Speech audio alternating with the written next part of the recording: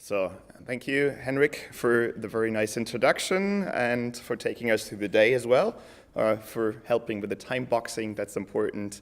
It's truly a pleasure for me to welcome you here at IRT on behalf of IRT, of course, and on behalf of Media Road.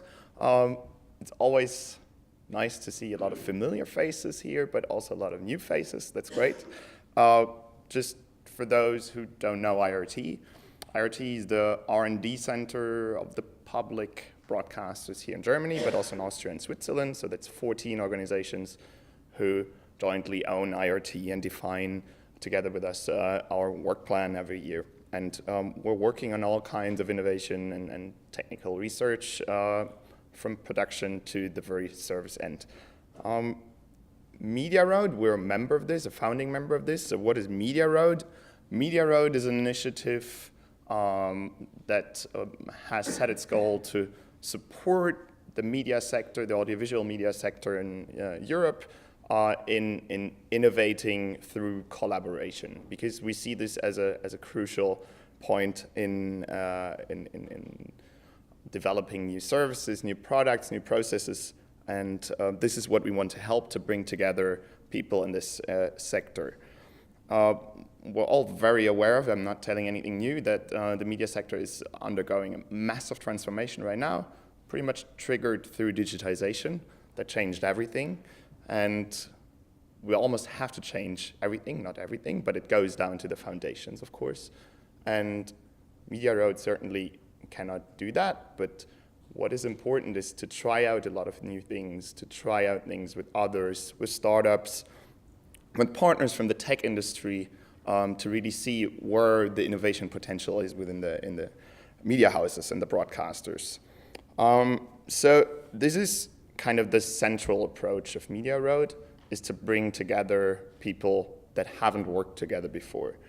So these members of Media Road are just like the starting crew. So everybody's invited to join Media Road. You all have, I saw, QR codes to make it really easy for you also to join the bandwagon. So this is what we're also wanting, what we want to promote here. We organize our work in what we call hubs. It's 3 different hubs we've started. One is the network hub, which is essentially creating this network, bringing people together, organizing events together that are very focused on topics that are highly relevant to the sector right now. You'll find them on our website, and you're very invited to join us there. We have opened something called the Policy Hub, where we jointly want to express the view of the audiovisual media sector in Europe as a whole, because it's very fragmented. There's many very small organizations, small production companies, and to give them a voice as well. A voice also when it comes to defining the funding programs of the European Commission, because the Commission is actually supporting innovation projects, but the media sector is traditionally underrepresented there. So this is one of our goals there, and the Policy Hub will help to achieve this. And we've seen the first successes in the coming work programs. And then, of course, the third hub is the Sandbox Hub, and that sounds familiar because that's the name of the event. The Sandbox Hub, where we really want to bring together startups and broadcasters, so from 2 different ends, very large corporations and sometimes 1, 2, 3-person startups. But this is something my colleagues from VRT can explain so much better, so I'm not stealing your show. So Sarah and Peter from VRT will take over next and present to us what sandboxing is all about. We actually planned to put one here, but we haven't, so there is no sandbox here. Sorry for that. This is the next agenda point, so a very warm welcome to Sarah and Peter from VRT. Thank you.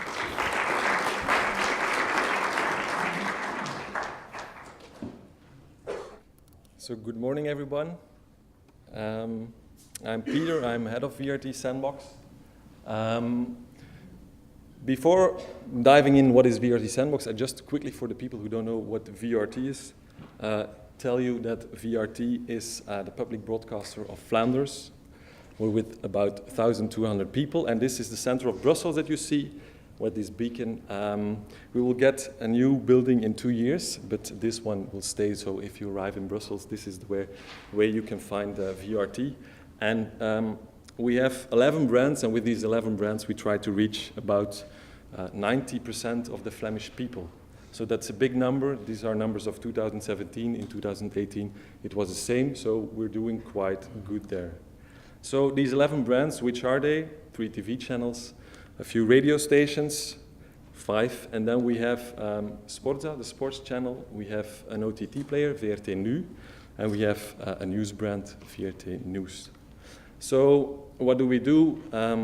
Of course, and that's a slide that everybody's showing, we bring people together, and that way we try to innovate and bring innovation outside VRT, inside VRT.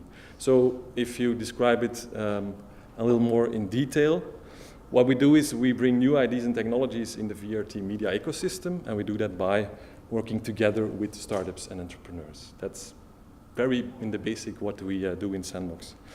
So if you have a look at what we do in Sandbox, you have a few parts. So we have the collaboration with startups. You have the part where we work around entrepreneurship. And then we have Video Snack Bar, where we try to give new video tools to our video editors and web creatives, you can call them.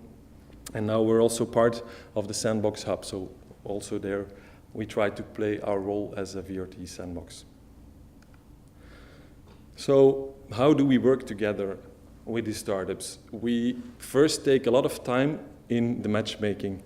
That means we go to events where we find them. We get phone calls, emails from startups. We just listen to them. What are they doing? Where do they want to go? Do they do something which matches with the things that our brands try to do on innovation? So this takes a lot of effort. Then we go to the collaboration phase. It's 3 to 4 months where we try to work together with them. Then you have the dissemination. We put a lot of effort also in what were the learnings. Can we put it on our website? Can we put it on our Facebook or Twitter or Instagram? And then finally the networking, where we invite these startups as today, where they can talk about which innovation tracks they did together with the VRT brands. So I'm talking now here, but normally we try to do the talk as less as possible, and we really like to invite these startups to do the talking about Sandbox. So I'm very glad they are here today. I'll introduce them in a few minutes. So there is not one moment where startups can join Sandbox. They're just always welcome to contact us. And what we do is we look back twice a year, and we look back, okay, which innovation tracks did we do the last 6 months? And then we invite these startups and also the people of the brands where they worked with to tell their story. So we did about 100 cases in 4 years. We exist 4 years, so that's why we have already these 100 cases. Why should a startup or an entrepreneur come to us? Because Sandbox is a safe environment to make also some errors. I think that's really important, that they know that's a safe environment where they go live with our brands, but they can fail. I think this is something that is that we're not used to. Normally, if you sign a contract with a company, you have to be good. Where here, we take that space to also make some errors. They get expertise in coaching, not from us, but from the people where we link them to, so our VRT colleagues, like editors-in-chief, where they get feedback from, and so on. They get access to VRT content and tools. That was the main reason why we opened the Sandbox, because we got information from them, okay, it's too difficult to come at VRT. Where do we have to go? Where do we have to talk to? So that's why Sandbox is so important for us. Then we give them the opportunity to connect with other VRT players, but also you, for example. So everything that we show is not only for the VRT people, also for Flemish media makers. So we tell our story around, and also the more and more in Europe. So that's also a network that they get. And then the visibility, we make video of what we do, and we give them all ways of communication, so they can talk about the fact that they work together with VRT, which is very important for them to later on sell their product. Media road is already explained, but this is also an important factor for our story.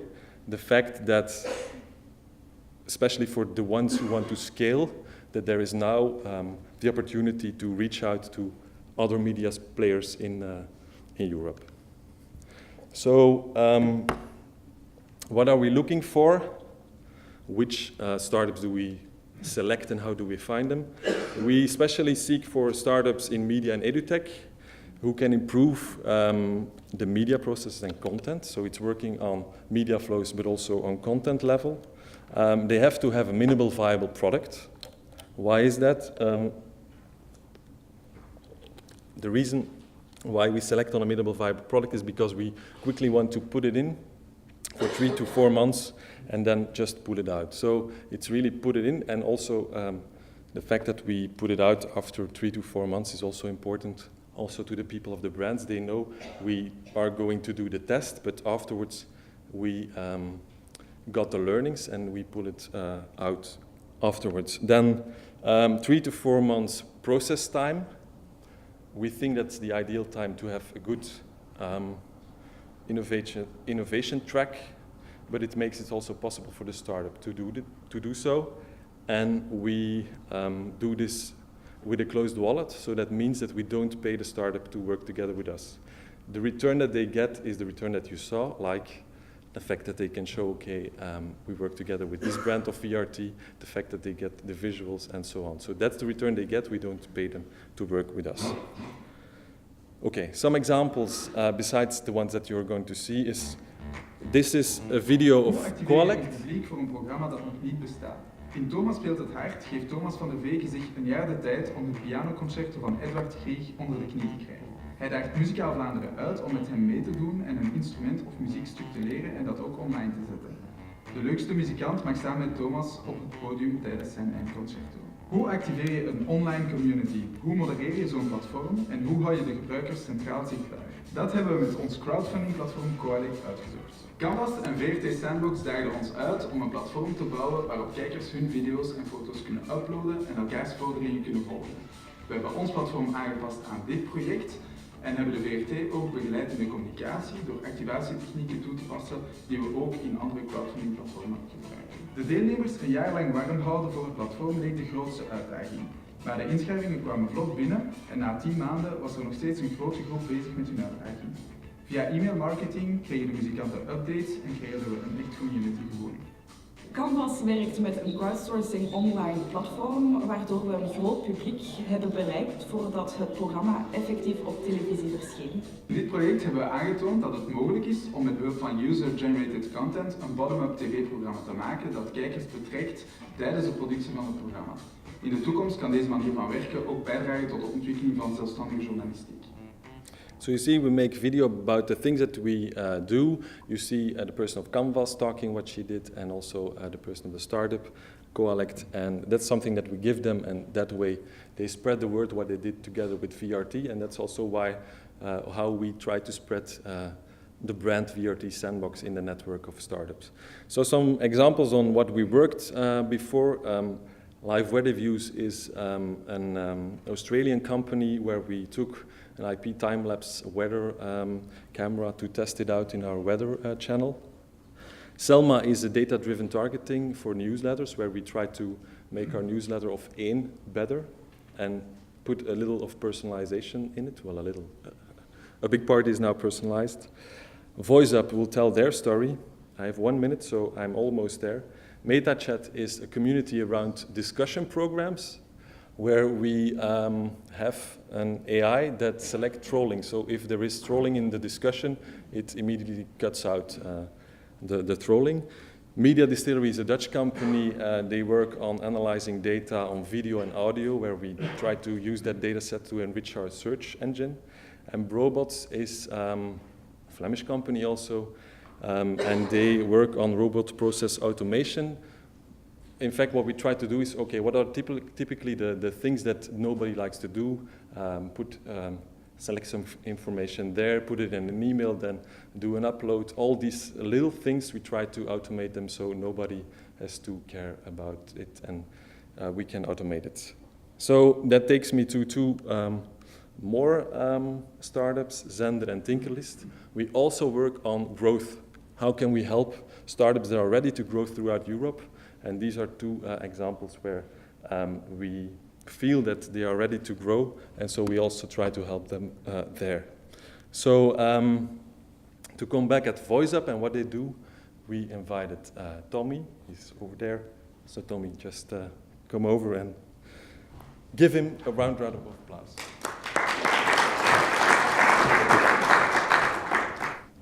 Good morning. Thank you, Peter.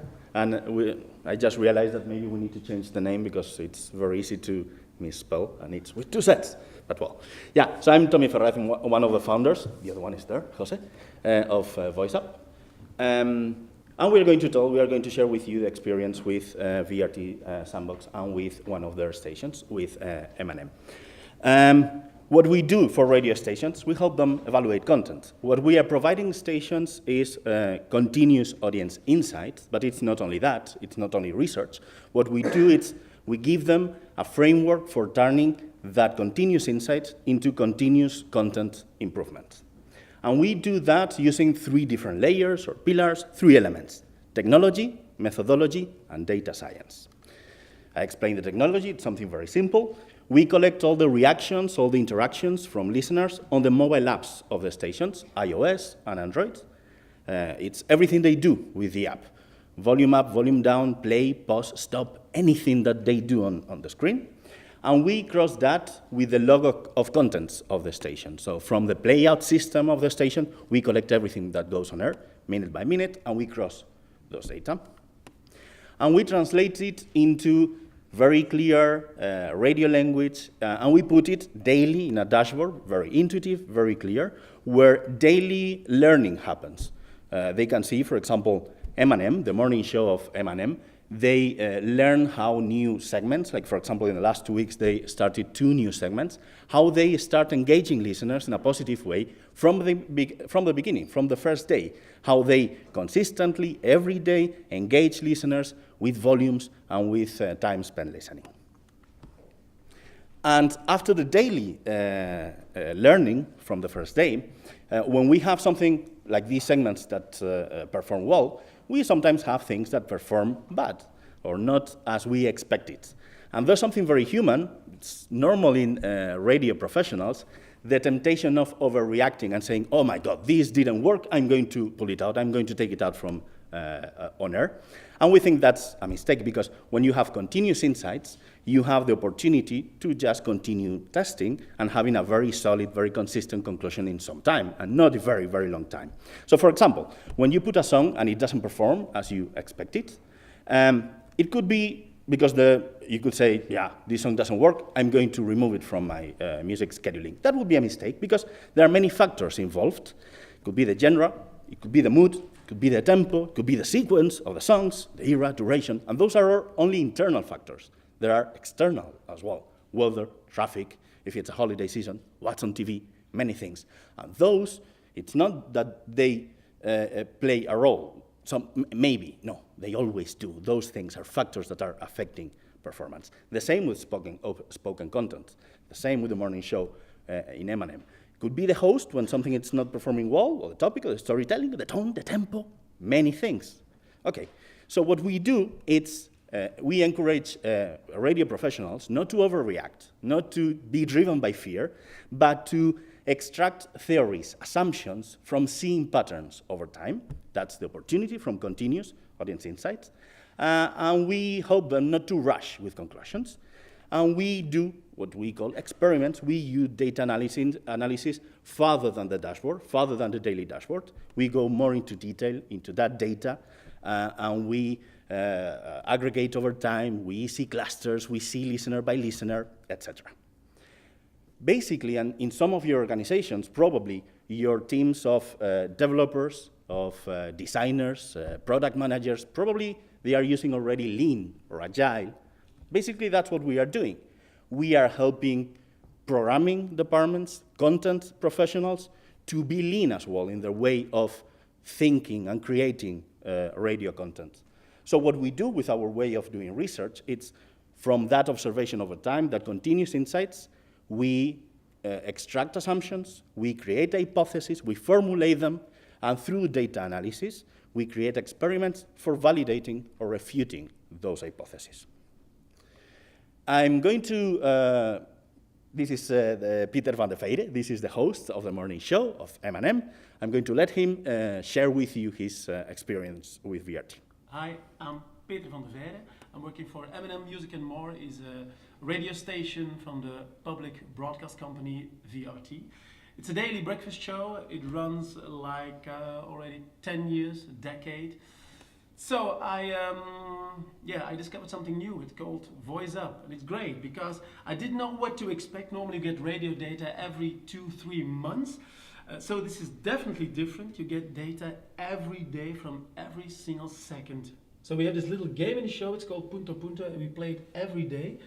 And every day at like 7:20, 7:18, we see this giant, massive green tree of people that are turning the volume up more really every day. This is Thursday, 8th of November, and this is Wednesday, the 7th of November. And again, you can see him again here, and you will see him also on Tuesday. So that is the fun thing about Voice Up. Every day you can see what happens in your show, minute by minute, sometimes second by second. And I was already aware of the power of the DJ. Now I've seen a genuine confirmation of what I thought. For example, when I say to turn the volume up, they really do turn the volume up, because I say turn the volume up because there's a giant story coming up in 3 minutes, and you can see in the data that the volume is turned up. Of course, you want to jump to conclusions every single day. You get the data at 9:30, and that is a very bad idea, because maybe they tune out because they have to drop off the children. It's so important to monitor the data for a longer period. That's what Voice Up does in a very good collaboration with our team. They analyze on a long-term basis. The fun thing is you can start experiments. I always thought, and every manager will tell you, interviews are way too long. Play more music. Yeah, but for the first time it was very clear to me that if the interview is interesting enough, users keep on listening, and they do tune in and they turn the volume up. You can definitely see that in the data that Voice Up gives us. I've worked on this breakfast show for like 10 years, a decade, and adding the daily Voice Up information creates a new dimension, a dimension where no radio DJ has gone before.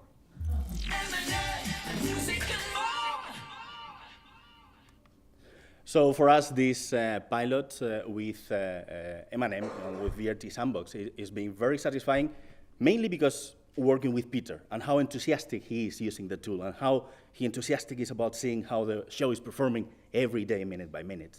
But also, we were very interested in working with VRT as one of the most innovative public radio organizations in Europe, because we also wanted to open the door to you guys, to actually public organizations in Europe. We are also working with BNR News Radio in the Netherlands for already almost 3 years, right? Yeah.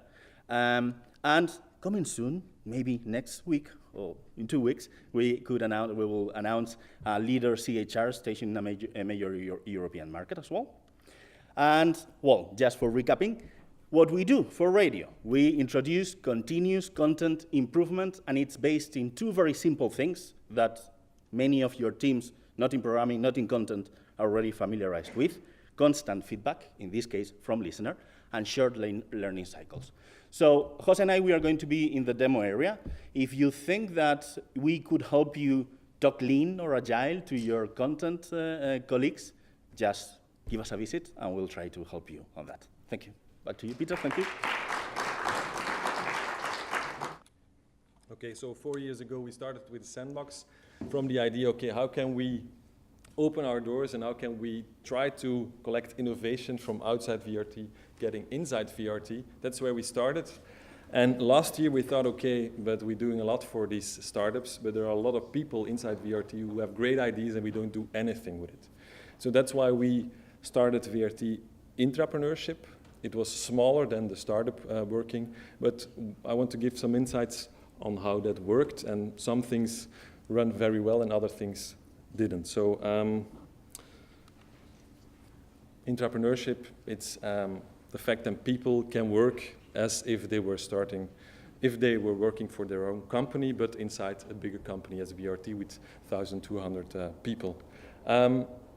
The first decision that we had to make is, okay, but why do we want to do this? And the things and the reasons went from, okay, we can improve our workflows with the knowledge of our VRT colleagues, but also it works on attractiveness of VRT. People love to work for a brand as VRT, where you can have room and space for your ideas and work on that. It also helps us cost saving. We could lower the threshold. Now, sometimes I have the feeling that people don't even know that if they have a good idea that they can come to us and that we can work on that. So we wanted to give that message. If you have a good idea, if you see things that can go better, just come to us and then let's talk about it and work on it. And of course, finally, we could and we can boost our brands also by working on entrepreneurship. So all these reasons were for us the reason, okay, let's try it out, do some sort of beta year and see how it goes. So what we did was an onboarding. We invited people on several meetings that we organized, inspirational meetings there. We tried to collect all the ideas that were there, and then we selected the best ones. And with that best ones, we tried to see, okay, what can we do with it? Sometimes we added them to a sandbox case. Sometimes people needed technical coaching. Sometimes we had to see at the business plan what's not quite ready yet. Sometimes we made an MVP and then we did a smoke test. Sometimes people needed some help with branding. So we searched where can we help them, and then finally people could pitch. And from that pitch, there were 9 tracks selected, finally tracks selected, and there we worked on. And these are the tracks. I'm not going to go on in detail, but one track I want to go in deeper is a virtual radio studio. You had Renault was working for VRT, and he was actually working on how, if you enter a radio station these days, it's very big. How could I manage to build everything that is in here in one tablet? And he was working on it in his free time, from I think 8 o'clock till late at night. So there we sat together and we said, okay, can we make space inside VRT to work further on this virtual radio studio? And now it's someone who has his own company is here. This is Renault, and the company is called Onheard.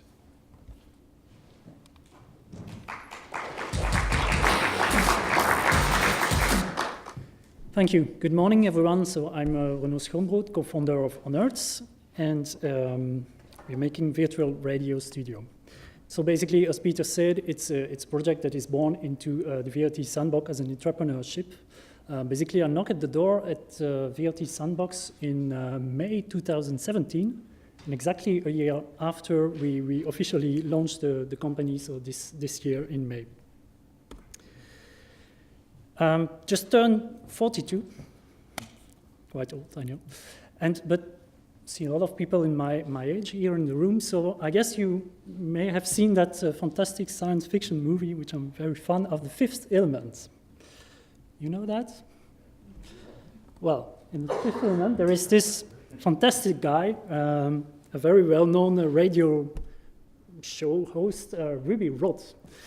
And well, this is how in 1997 we were imagining the future of radio. But unfortunately, we are not quite there yet. I think we will all agree that traditional radio studios are heavy, complex, and expensive. Basically, in the early 2000s, I was a project engineer, and I built various broadcast projects, radio studios, and other broadcast stuff. Then in 2008, I left that to do more software development, and I engineer various audio and video products. and I came back, I started working at VRT in 2017, so 8 years have passed. And I entered a radio studio, and basically I thought, nothing has really changed in all those 8 years, where in other industries, a lot of things have changed. For example, I've built recording studios, and now recording studios, it's all in a DAW, it's all in a computer. So I thought, okay, could we make radio in a simpler way, in a most cost-effective way? Because at the end, radio is beautifully simple. It's just people talking in a microphone, playing sounds. Why the hell does it need to be so complicated? So here we are. Basically, we strongly believe that the content and the listener engagement is the most important thing in a radio station, far more than a beautiful, shiny studio. So we try to shrink down everything and put that into a tablet so they can be more mobile. If you look at the market today, you see a lot of actors. The playout is computerized for a long time now, but when you look at the codec and telephony system, it's all hardware, and when you look at mixing desk, it's all hardware. Of course, there are virtualized user interface on top of these things, but it's still dedicated hardware for most of the parts, which makes things quite heavy, I would say. But why do we need more mobility? Because again, it's very important for radio station to create listener engagement. That's how you build a community. That's how you make the brand very strong. And the best way to do that is probably to go out and meet your listeners, talk with them, about them, meet them in a trade show, I don't know, a party or something like that. If you want to do that today, either you take a portable codec, but then you don't have any control of your program flow, basically, and someone has to stay in the studio to do the show production, or you move a truck. So both of the solution will how to say, limit your operation. With our first product, Lumo, you can get rid of most of these technical constraints and start making, how to say, more original show or producing show in more interesting place. For example, like in a hot air balloon. Making a show in a hot air balloon has quite some technical challenges for the weight, for the size of the equipment you can put in, and certainly for the setup time, because you have only 15 minutes, and imagine the basket is on the side, you have 15 minutes to put everything in, and then it goes away. But Lumo isn't made only to make special shows. It's basically a new way of making radio. You can, hold on. Sorry. The idea is you can use that tool every day. Imagine you interview a pop star inside your premises. Why do you need to sit around the table? You could sit in a coach and you can call a fan from your iPad or start a song from your iPad, and you don't even have to leave your coach. Or you can go and make a show. I'm thinking in Dutch, sorry. During a football match, for example, and you can have a show in a bar, or you can have a show in a trade show or such kind of events, or you can simply work from home. Why completely virtualized? Well, I suppose all of you have heard all the positive thing about virtualization, fast provisioning, easy setup, easy backup, disaster recovery. I won't bother with you with that. But where we see things is that we believe that it's a very good opportunity to improve our workflow. Because at the end, what is the added value of a very big mixing board with a lot of knobs, and the presenter will only use the fader as an on-off switch? And why do we need so much screen when the information could be summarized and contextualized? And of course, it's a very good opportunity to reduce the cost. So we are honored, and we are trying to improve user engagement by allowing presenters to move closer to their audience. And we do that by virtualizing radio studios because we believe that we can improve the workflows. Thank you very much.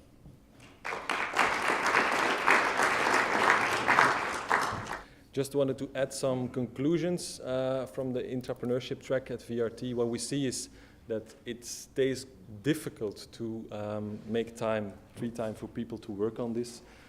Especially there we are again at the middle management. We're quite okay with the high management. They know that we are doing this, but it's difficult and you have to interact a lot and speak a lot to people of middle management to get these people free to do so. What we also saw was that now the 9 ideas that came out were very technical ideas. Next time we would like to have some more content ideas too. We didn't feel that much, so that's something that we really want to work on. So I think these are the 2 most important learnings that we kept of this beta year on entrepreneurship. Then the third part of what VRT Sandbox does is a video snack bar.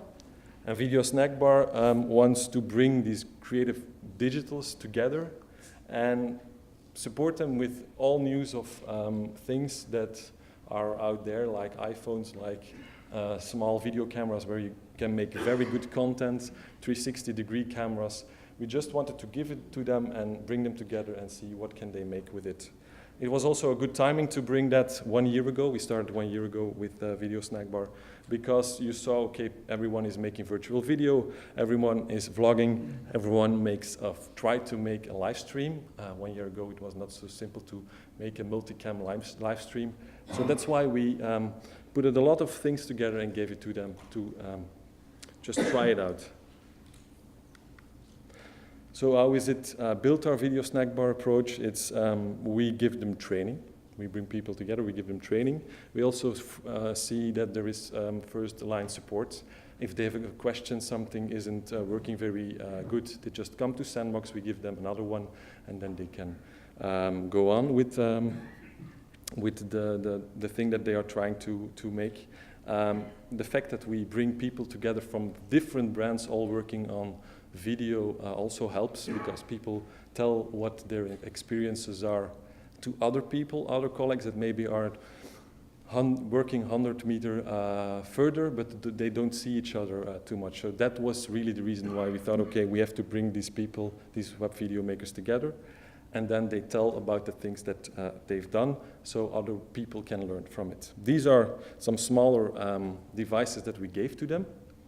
So you see there is a drone over there, but it's also sometimes just small cameras where you can really do some really cool stuff. People even know that it's on the market and you can really make some quality, high short form video, for example, with it. So this is how it's looked like in Sandbox, people coming together, someone is explaining and other ones are just absorb all the info about the new cameras and mics. And this is a result of the video snack bar. So this is a program we do only via Facebook on CatNet, the youth channel that we have, and we make multicam live stream with 3 iPhones. So a very, very small setting to make multicam live stream video via these iPhones. So one of the results of video snack bar. We have a future for Video Snack Bar. In fact, we really want to invest in it next year. So the first horizon was the web video. We have now the feeling, okay, everybody now knows how to work with these small devices. The second one is, okay, how can web meet TV? How can we bring literally these people together, those web video makers with the traditionally TV makers? There's a lot of knowledge there, but how can these people learn from each other? And then the third one is future broadcast, where we really want to do some things around IP and so on. So also cloud broadcasting is very important there. So that's something for the future of Video Snack Bar.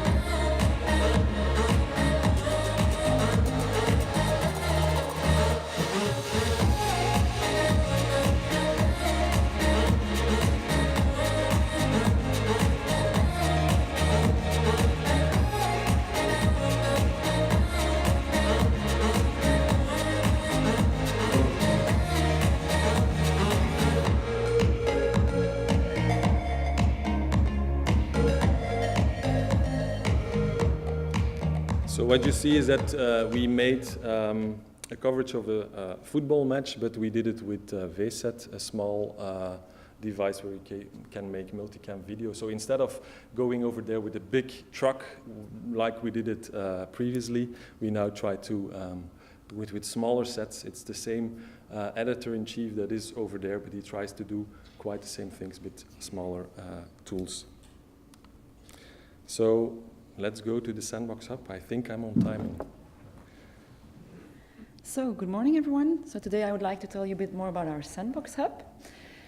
And the Sandbox Hub is actually where we replicate our VRT Sandbox model or any other model of our members to other European media organizations. And why do we do that? Because we want to create an international network of sandboxes that facilitates our startups to scale internationally and where we share experiences and know-how. Concretely, every one of you is invited to join our Sandbox Hub. If you would do so, then you would create your local sandbox. You would have the intention to facilitate innovative project collaborations, and you would give your local startups the chance to get international scaling and send them to events like these. You will communicate about your local sandbox and share all your successful implementations. And you have to, of course, participate in the monthly hub calls and meet each other like once or twice a year, so they were able to really exchange this knowledge. And of course, it is also important to share your experiences with the newest Sandbox Hub members. Now, if it's not clear yet, then why would you want to join us? Well, because you want to become part of this international network of media innovation accelerators. It makes you relevant as a broadcaster. You will also get access to our VRT Sandbox toolkit, which contains all the guidelines and all the processes that we built during the last 4 years, and you can just adapt whatever you want from it to your local sandbox. So there's no need to start from zero. You will just be coached in your local sandbox creation, and you can share the expertise with the rest of the members. You get access to startups that have worked with the local sandboxes, and you can immediately start collaborations with them. And of course, you are always welcome to join our premises and to join the Media Road events. So like Ralph already mentioned, this is part of the Media Road project. And although we started with creation of the hub only in January, we already have these members. Most of them are here today, and so you're able to meet them and to ask your questions to them on how and why this is relevant, if you would like to. And some of them will also speak later today.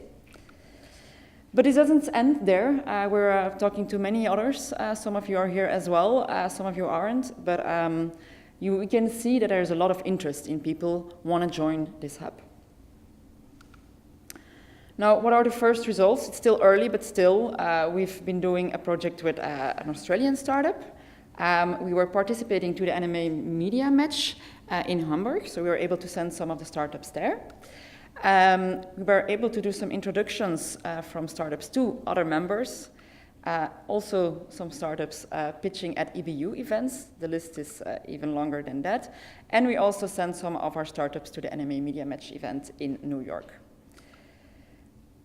Now, what's next? In 2019, we will focus on getting some more commercial organizations within our Sandbox Hub, because we believe that when you do open innovation, you should have both public and commercial ones talking together and sharing whatever they can share at that time.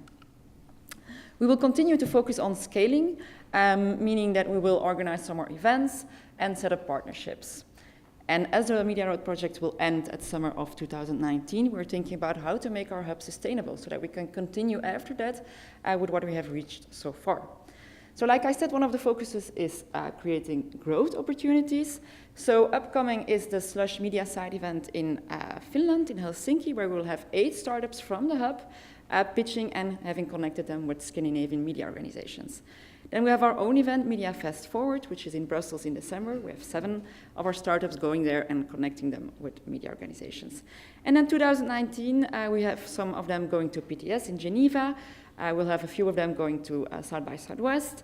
We have the EBU media event in Portugal. We'll go with the anime to New York, and so on and so on. So you can see that we're continuously thinking about what we can do to help our local startups from the hub. So I would say join us. And if you have any other doubts, then don't hesitate to come back to me and ask your questions, or to talk to one of the colleagues who is here present today. And we would love to include you further in what a Sandbox Hub is and how you can join.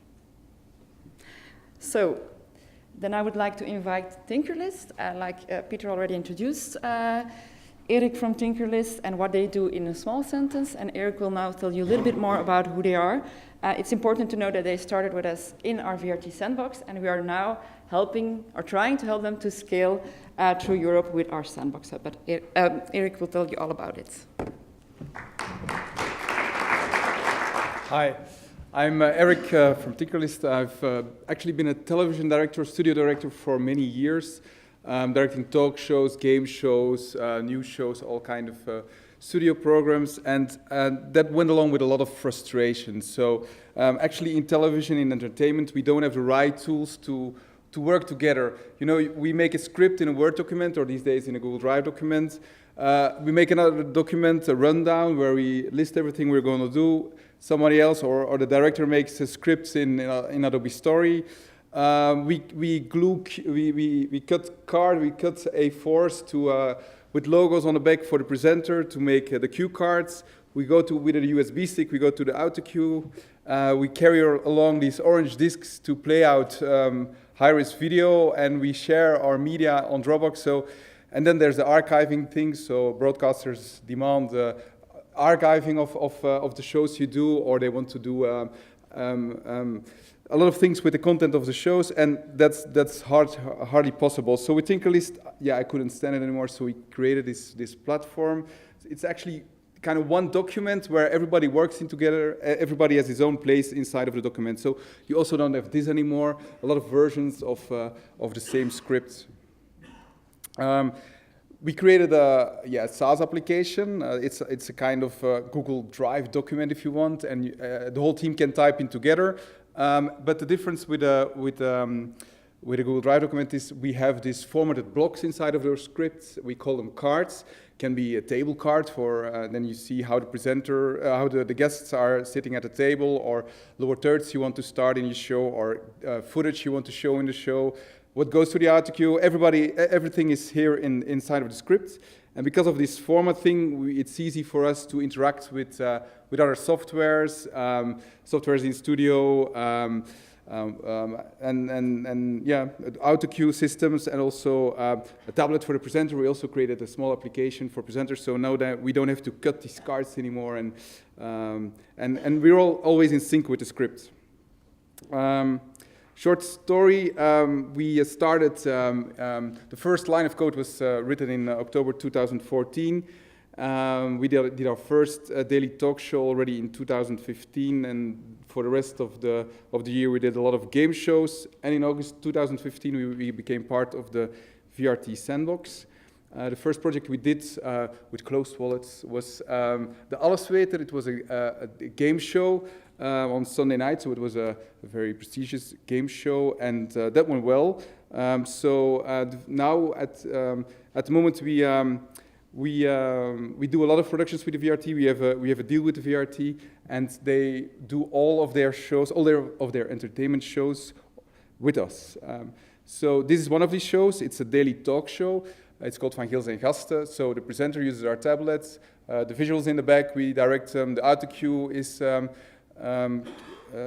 directed by us, and the whole team makes the files of the guests, the preparation. They make it all in our platform. And doing this, we learned a lot about working with a big team. So we created an application called Cues that directs the media actually to all these screens. So we didn't have that before. So we were inspired by them to create this module. Also, we made a calendar. We made it this summer. So now they can organize their guests and their episodes inside of the calendar instead of a whole list of scripts inside of a folder somewhere. And since then, yeah, we do a lot of shows with VRT, talent shows, radio shows, sport shows, all kinds of things. The big advantages for us for the Sandbox Hub are so everything went pretty fast, so it was quickly possible to have a first show. We can do a lot of experimenting, so if something goes wrong, there's a lot of love involved. So it was it was nice to experiment and to discover new things with the VRT. There's also a good mechanism of feedback, so when there's something wrong, you will certainly know it. There were a lot of challenges because the big broadcasters, they want a lot of small things, and we always had to figure out how we would do that in such an agile platform. Sales-wise, we have a lot of opportunities. We can invite customers to visit Van Gils en Gasten, for example, so that's very nice. The Sandbox is a nice network. Pitching here is one of the benefits of working with the Sandbox, and it helped us a lot in scaling our company. This was our team when we started with VRT, just before it, and now we are about 15 working together, creating a lot of shows in Holland, Belgium, and in the UK. We also do a talent show for the BBC, actually. That's it. That's the story of Synchronist. Thank you very much. If you want to know more, we have a booth at the first floor, so please come by, and then I can show you what we do. Thank you. So, as Peter said earlier today, then we have started 4 years ago with our Sandbox, and that makes that you learn a lot during these years. And we just quickly want to take you through a few of the learnings. So the first one is that it's really very important to have strong sponsorship from the top management. First of all, because your Sandbox is working differently than all the other areas in your company, but most of all because it doesn't follow all the standard processes. We have our own budget, and we are able to work very fast, which is not very common for the rest of VRT. So it's really important that you have somebody who has your back and who helps you whenever that's necessary. And then the Sandbox physical location is also very important. So the last years we've been situated next to the coffee corner, and that means that lots of people are passing by, lots of people are stopping and asking how it goes, and this makes that you can very easily interact with people and start collaborations as well. So it's really important to think about where you will be located when you start a Sandbox. Don't hide yourself. I think that's the message. Okay, invest the time in the broader ecosystem. Don't think that you can spread the word yourself. Try to speak with incubators that are working with you. Try to find a way to work together with sector organizations, to academia, to investors. That's the way why people outside VRT even more, they know what VRT Sandbox is even more than people inside VRT. So that means a lot about how we really try to talk to a lot of people outside VRT and spread the word via them. The next one is consult with the brands on a regular basis. It sounds very normal, but I think 30% of my time goes to talk to the brands and try to define, okay, on what do they want to work, where are their problems, and how can I match that together with the solutions that startups offers me. So put a lot of effort in talking to these brands, otherwise you won't survive. So very important. And it's also very important to find ambassadors within these brands who will do the story for you, who will tell other people why it works and why they need to come to speak to you, to us, and who will help you get more and more projects within your company. And then, of course, it's very important to manage expectations very well, both from the brand as from the startup, because people are expecting a lot. Definitely if you set up collaborations, but it's not always manageable. So it's very important to set clear goals, what you want to achieve, in which time frame, and really evaluate time by time.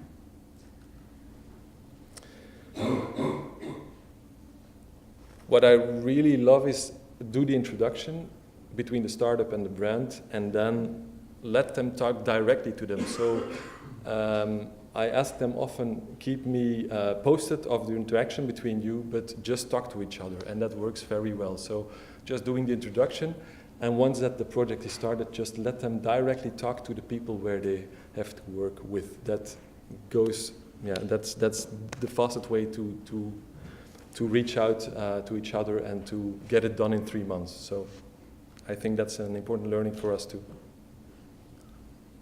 Act before you communicate. We've put this in because it's a little bit our baseline. We are actually talking right now on what we do, but the main mission of Sandbox is doing things, putting people together, building things. I think that that's one of the main goals of how we want to work, so act before you communicate. And if you can let your startup or your brands speak about what you've been doing, then you're even better, doing better things. Because if they spread the word, then it's much easier for other people to understand why it's important and why it's very valuable. So that's what we always try to do as much as possible, and why we also want to give the floor to our startups.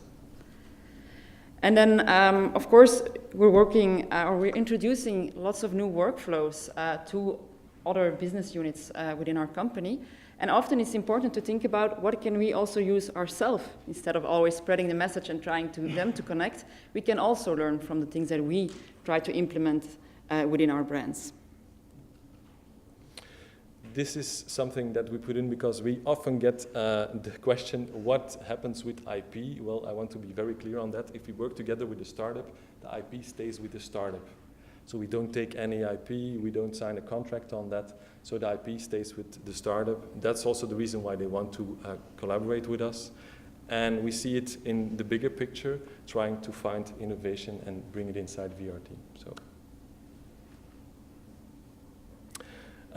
yeah, the fact that both parties can learn a lot from failure. Last week, for example, I saw something that really didn't. There were 2 journalists who had to test out 2 fake news detection tools. They didn't find the time to do it, so I really had to plug it out. And so we ended also this case. It was not a successful case. So sometimes you try things that don't work out, and then you really have to have the courage to also say to the people, okay, let's cut the crap, we do something else and try something new. So we didn't even get to the 3 months. I think we were 2 months something on our way, but we saw that it didn't work. So you have to learn from the failures as well and speak about it, I think. So the conclusion is that all media organizations like us at VRT, where processes take normally very long, can bring in innovation by collaborating with entrepreneurs and can really do fast projects together. It's just a matter of starting it up and doing it. So, and then to end, I would like to invite you all to Media Fest Forward, which is our annual innovation, inspiration and networking event in Brussels on the 14th of December. We will have more than 30 speakers on the future of media. We'll have our innovation projects presented. We will have more than 30 international startups presenting themselves as well and having some booths. So you're more than welcome to join us if you would like. I don't know if we have time for questions or. We do. Do we have to give the mic to? Does anyone have a question? Yes, about there. This long story? For the sir, Mr. Yes, please. Hello, everybody. Good morning. My name is Carlo Morosetti. I work for the Italian television. I am a media manager at Rai 2 at the news program TG2. I'm very interested in what you're doing because it's what we need to save also public services in Europe and the rest of the world. Because if we don't innovate, then what's the use?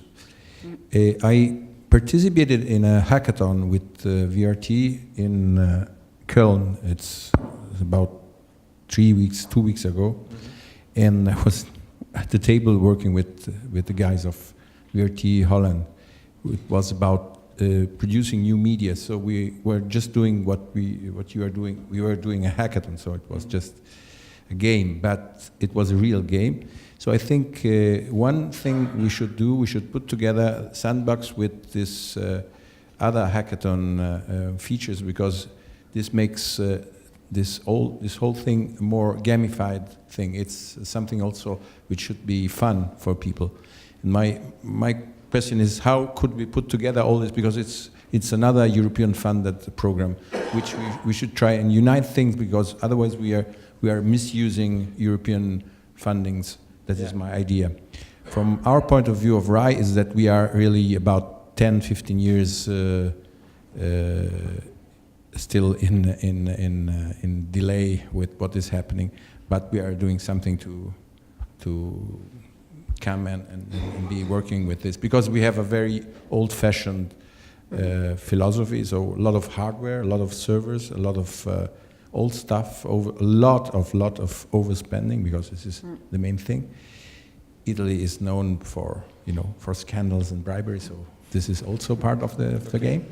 And just to be very open and frank here, I think we should debate very openly here.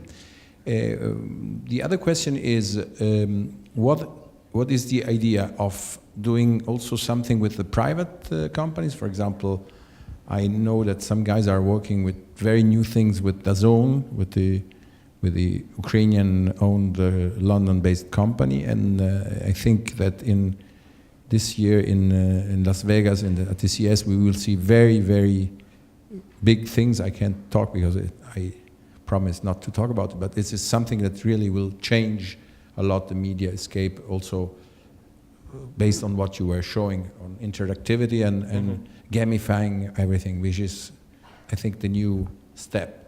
And another thing is, I wanted to know, if you have a startup, how do you get in this sandbox? Okay, let's begin with the first question. I think on a VRT level, we have also people who are working on bigger projects of 1.5 years. That's how we try to differentiate from them. So these are really short cycles where we try something. At VRT, you have also people working in bigger, like Google DNI funded projects for 1.5 years. And so there we're already, well, it's normal, talking to each other, see, okay, we're working on the same topics, how can we learn from each other? And these bigger projects often are also with companies like RAI, where we work together. So that's already a point where we meet each other, and I think that the fact that now we want to work together in the Sandbox Hub is also a way how we try to bundle all the learnings, because in fact that's what everybody sees in that we're working on the same topics, is how can we learn from each other and bring things together. So I think that the Sandbox Hub is a good answer to your first question. The last question, how do they enter Sandbox? It's open really all year long, so they just can contact us via website, via mail, via phone. We just invite them. We have a chat with them. Okay, what do you do? What is your sandbox about? With which brand do you want to collaborate? Is it Studio Brussels? Is it AIN? Is it Canvas? On which program? And then we try to find a match. That's how it works. And concerning a question on the commercial players, so like I mentioned, we're actively seeking them and asking them to participate in order to collaborate on every possible topic. So we're very open for that. And the zone will be very interesting. Yes, indeed. We also believe that. And so they are very active.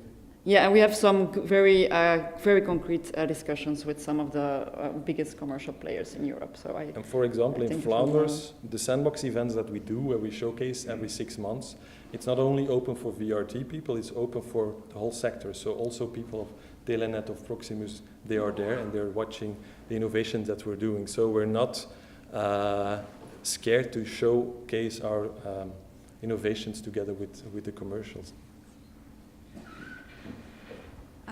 Hello, my name is Wenke Kinast from the Austrian broadcaster ORF.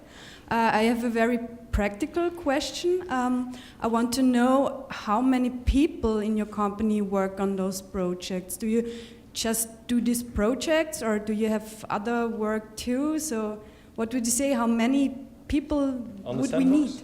Huh? Yeah, on this. Yeah. On the Sandbox, we have 1 people half-time on EduTech. That means everything that has to make with how can we get startups working on how can we bring our content into schools and to give at teachers half-time, and then you have 3 other people working in Sandbox. That's it. And then we have an innovation team at VRT working as Mike on bigger programs of 1.5 years or 2 years. They are about 20, I think, right now. So the innovation team is about 30 people.